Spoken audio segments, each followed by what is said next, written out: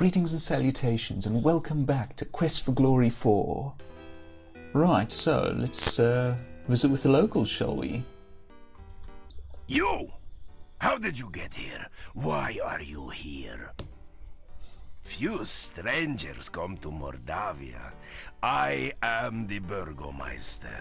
It is my job to know everyone and everything that goes on here. Burgomeister? Excellent. I am hungry. I will say one thing that I don't like about Quest for Glory 4 is the character art. This fellow's art in particular isn't too bad, but some of it gets a little bit over-stylized for my liking. Anyway. The Burgomeister stares at you suspiciously. You tell the Burgomeister about how you came here. Do you expect me to believe such a story? That you could walk out of that cave alive? That the cave would be open? Tell me no more lies. No, it's not the magical arrival or the nature of the cave that bothers him. It's the fact that we got out alive. Mordavia is a valley surrounded by mountains. There used to be a road which led from here, but heavy rains have created a swamp at the base of the mountain south of here. No wagons can get you in or out, nor can any person, except perhaps you. Yeah, well, we can't take credit for getting in here. So we're trapped, in other words. This is the town of Mordavia. There is an inn and a shop down the street where you can spend the night or get some supplies and be on your way. The sooner you leave, the better for all. Where to? There are many dangers in Mordavia, and we certainly do not need a stranger to stir up new troubles. Oh, you don't need me, trust me. The old Adventurers Guild is at the north end of town. It has been abandoned for many years, since we have not had many adventurers who could cross the swamp. Seeing as you are supposed to be an adventurer, here, have a key to the guild door. Perhaps you can find something of use there. Ah, that is nice, a proper adventurers guild again. We haven't had one since Quest for Glory 2. To the northwest of town is Castle Borgov. It used to be owned by the Borgov boyars of Mordavia, but the last Borgov died years back, and no one came to take his place. Some strangers moved in some years back, but they have had nothing to do with the town, and we have had nothing to do with them. I'm sure that won't be relevant. The town used to meet with the road from the castle and head south to the pass. The heavy rains not only created the swamp, but caused so much plant growth you can't see the road anymore. The swamp is a dangerous and foul place. They say that all who ever were buried beneath the earth there now reach up to drag the living to their deaths. Looks I have like seen it. for myself that this is true. Stay far from the swamp if you value your safety. There are other things in Mordavia to see and do, but I am not a tour guide here. Go off and see for yourself, but be careful. The gates of the town are locked at night, so be sure to return before it gets dark. It's dangerous to be out after sunset. Yup.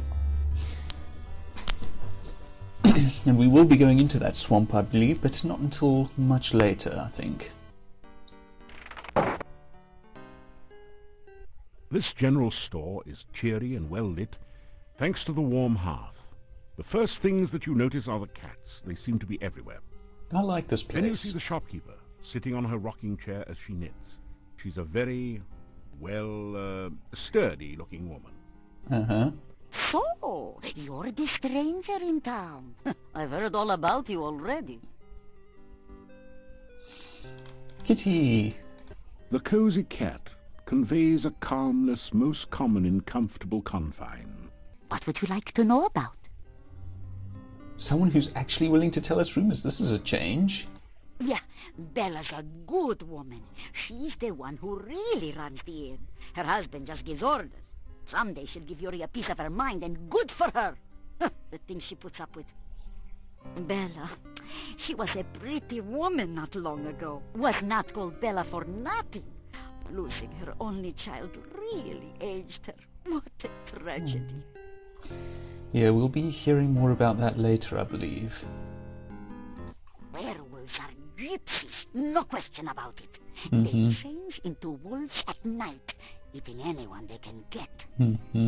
Nothing can kill a werewolf but silver or magic. So you be careful out in the woods at night, you hear me? The gypsy camp is not at all that far from here. Ah, maybe we should go visit them and find out for ourselves. Yeah, my husband and myself had run this shop for many, many years. My husband passed on now, but I keep it just the way he liked it.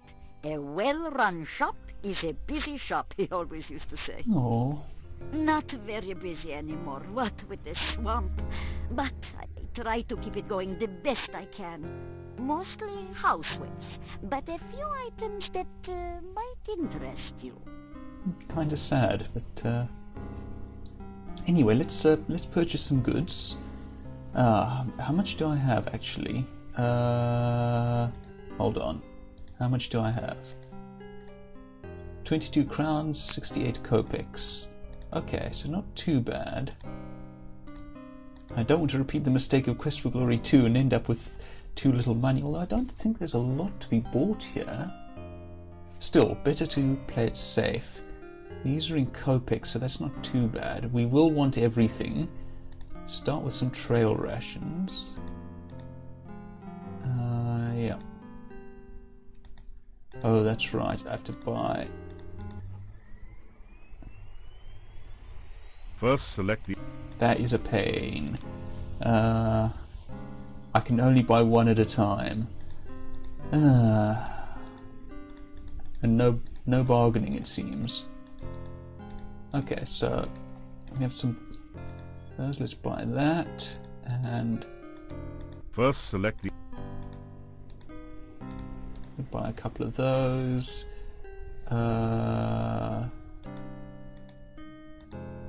17 crowns, 78 kopecks. Okay, I think I can afford that. And that, 14 crowns, 28 kopecks. Okay, I think we can buy them out. And we still have 10 crowns and somehow some number of kopecks. So we have a decent little inventory now. Excellent. I think that I can use the oil on my sword. You rub a bit of oil onto your weapon to keep it rust free. No, that didn't actually help. Okay, pity. I was hoping that, I mean, it's not rust remover, but they mentioned protection against rust, so it was worth a shot. Oh well. And yes, we'll be wanting at least some of these things. We'll very much be wanting that brush, if I'm not mistaken, playing as the paladin. Goodbye. Or, as my dear departed Boris used to say, may the winds blow fair at your beck. Oh, thank you. Right, next stop is the inn. To get ourselves situated. Give ourselves a base of operations. You've entered a small but nicely furnished country inn. Stairs lead up to the guest bedrooms. The floor is covered with sawdust and peanut shells. A barrel contains the few shells that manage to land in it. The innkeeper stares at you with an expression of fear and astonishment. It is several seconds before he speaks. This is the Hotel Mordavia. Rooms here are 15 kopecks for room and board. Pay for 1 week in advance. Your room will be the first room at the top of the stairs. When you want food in the morning or evening, just sit down over there by the door. Pay the innkeeper for your room and board. Thank you for your payment. Wait, how much did I have left? Ooh, oh, so it was measured in kopecks, so that's fine. For a moment there I thought we had the Saurus issue all over again. The Hotel Mordavia has been in my family for generations. It is the only place to be when darkness falls at night. Not Everything really. else is closed, and even we lock the doors. You must knock if you wish to come in. There are in fact at least 2 other places I know of that are safe to sleep, but we'll be getting to that a little later, I think. The monastery is to the north of here. It has been abandoned for many, many years, but it has a bad reputation. No one in town will go near it. And if you have any sense, neither will you. Dun dun dun! Alright. Now these three. Three of the townsmen huddle together. They keep looking in your direction as they talk. You suspect that they are saying something not particularly complimentary about you. So let's go have a chat with them, shall we? These three, if I'm not mistaken, can I greet them directly? Yep. These three are one of the reasons that I decided to leave the voice acting on in this game. I invite you to compare their words with the text boxes. I am Hans. Pleasure's all yours. I'm a farmer of pumpkins and corn and a person of great importance here in lovely Mordavia. It begins... Listen, I'm telling you, Igor's death must be avenged. Wait, what? Pleased to meet you. I'm Ivan, an elephant herder. Unfortunately, there are no more elephants in Mordavia, so business has kind of fallen off a tad. Dubious that there ever were. I think that second line was not supposed to be there. Oops. I think we got the wrong sound file there. Guys, is it just me or is Mordavia a wonderful place? Oh, are you kidding? It's the greatest. There's many places to go, things to see. Are you kidding? Right. Let's not forget that scenic cemetery to the east of town. Everyone here's nothing but grins. Real friendly. Yeah, except when we don't know you. We don't like strangers. Or anyone else that's weird and doesn't belong. Attitudes aside, I love these three. These three are funny. The town of Mordavia's a quiet place. Filled with friendly, joyful, stinky people. You. Well, I'm not so sure about the friendly part. We tend to be very suspicious of strangers like you. Point taken. Well, anyway, the town is filled with joyful and stinky people. Yeah, happy, joyful, and stinky people. Well, I wouldn't call us particularly joyful. As a matter of fact, most of us are pretty glum. Oh, very well, all right, then Mordavia is filled with people, you know, stinky ones. Yeah, many stinky people. Well, I wouldn't exactly call it many. There actually aren't very many of us around here. Oh, forget it. Well, at least he stinks. These three. Right, let's take a look at our room. Unlock the door to your room and go in.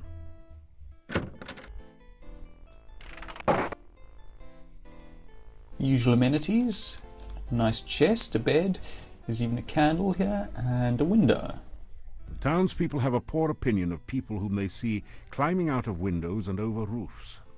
Okay, so do that at night. Trying to be a rugged individualist, are you? The puns, the puns, the puns. I do love those. Now, I've mentioned that this isn't the only place to sleep in this game. And where we choose to sleep is, I seem to recall, somewhat important, as it can lead to a certain branching of paths. I haven't yet decided which way I'm going to go, so we'll see. We don't have to decide just yet, at any rate. So let's continue touring the town. Let's head north.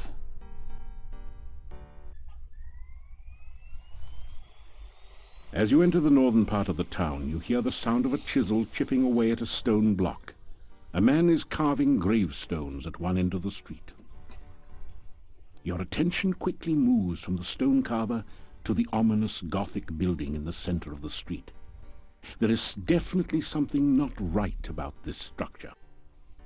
A sense of great danger and hunger comes from near the door of the massive stone building. Not the enormous great hexapod thing here. Yes, well, so this is the monastery. Inviting, isn't it? This is a bas-relief of a strange creature. It looks like an octopus with only 6 tentacles.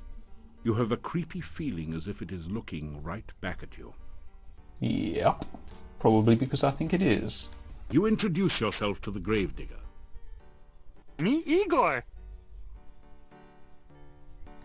Yeah. Building was Adventurers Guild. No adventurers, no guild. Yep.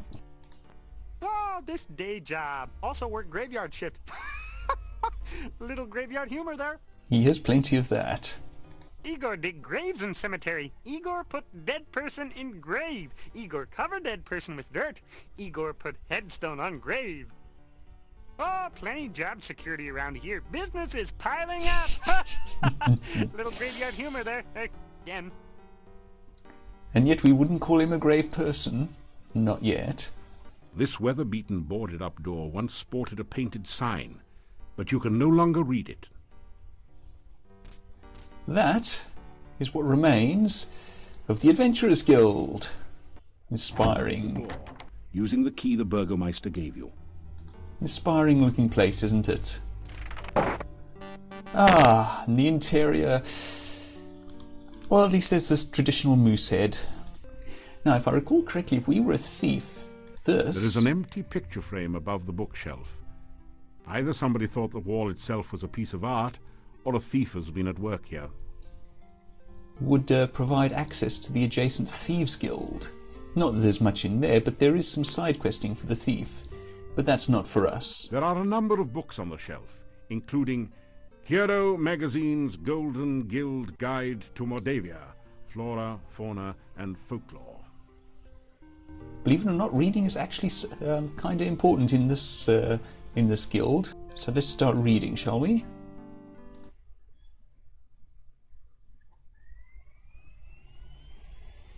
Which book do you want to read? Start with some climbing. You read the book entitled Climbing Skills for Upwardly Mobile Adventurers. It's written entirely in one-syllable words, obviously intended for fighters. Hey! It's absolutely fascinating. This book teaches you that climbing sheer walls is best left for specialists, but that anyone with reasonable strength can climb using a rope and grapnel. You're pretty sure you know what to do now. Before we go to do that, we now have some climbing skill. So that is there in case so that we can pick up the skill during the game. Let's continue reading. Start here. As you scan through Hero, the Journal of General Job Adjusting, you find quite a bit of information that might be useful here. There are a series of articles about the land of Mordavia. The town originally grew up around Castle Borgov. The Borgovs were the boyars, or local noblemen, assigned the role of guarding the area from invaders. You learn about the Rosalka, the spirit of a murdered unmarried woman. Such spirits are said to inhabit lakes and rivers. They try to avenge themselves by drowning any man foolish enough to approach them. Remember that. You could really learn a lot by reading this magazine thoroughly, instead of just browsing through it. Isn't it nice that we included a complete copy in your game box? Yep. Well, I have a version in my Quest for Glory collection series manual, I believe. The book is all about using spells in unusual and creative ways, such as calming a fire, using alternate flame and frost spells to make something brittle and break, and so on. You pick up a number of useful tips which will improve your spellcasting. We don't yet have that frost spell, but I think we will in time. I forget quite where we learned that. Maybe from... yeah, maybe. Anyway. Right, I think that's done. Can we take anything? This isn't a lending library. Yeah, all right, all right. Hey! Oh. A finely crafted sword rests within this case, but there doesn't seem to be a door or any way to open the case.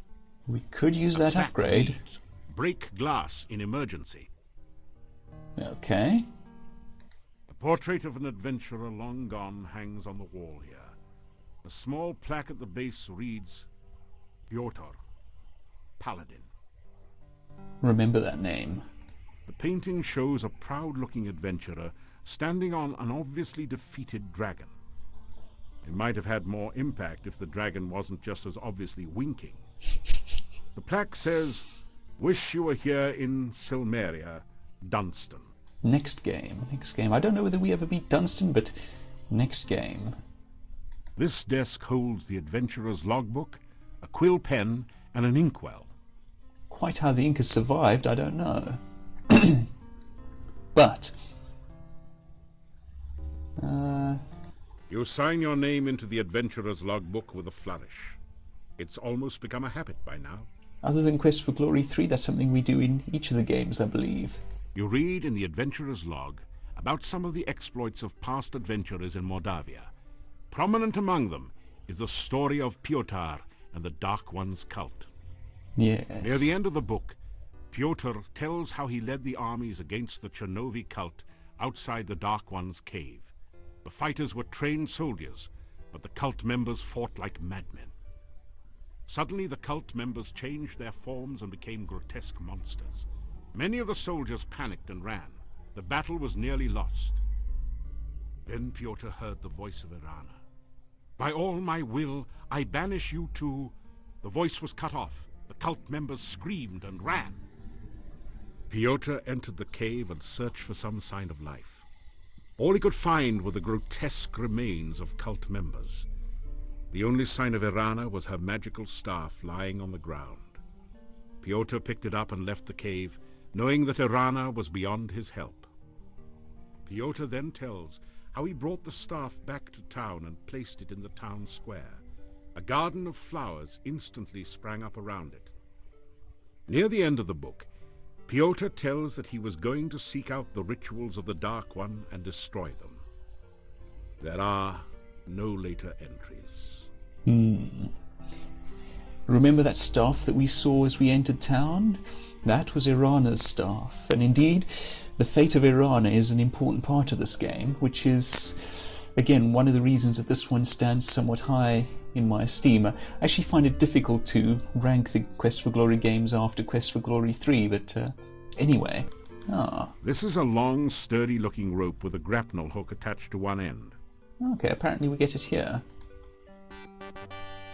You pick up the rope and grapnel set and tie it onto your pack. That could come in handy. What I want right now is that sword. I'll just use this on it. That didn't do anything useful. I mean, surely it has a pommel. Alright, well, let's try breaking it open like You this. break open the front of the case. Avoiding the broken glass, you pull out the sword. It looks like a fine quality weapon. Okay, that works for me. A fine sword. A high quality, well balanced sword from the urgent care section of the Adventurers Guild. Is this an emergency? It will be soon enough.